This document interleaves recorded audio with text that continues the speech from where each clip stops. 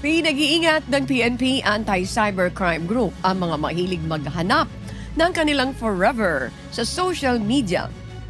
Lalo na ngayong buwan ng Pebrero, ayon kay ACG spokesperson Police Lieutenant Wallen May Arancillo, dapat kilatising mabuti ang mga nakikilala dahil baka sa halip na forever ang makita, madagdag lang sa listahan ng mga naloko.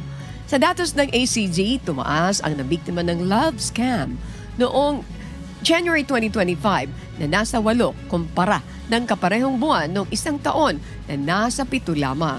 Kalimitan sa mga nabibiktima ay nasa 21 taong gulang hanggang 76 na taon. Nakikilalaan niya ng mga biktima ang mga suspect sa Facebook kung saan madalas na magpanggap ang mga ito na retired military officer. Paiibigin niya ang mga biktima hanggang sa hinga na ng pera at kapag nakapagbigay na ng pera, saka ibablock na ang mga ito. Hinihikayat din daw ng mga scammer ang kanilang biktima na mag-invest sa cryptocurrency.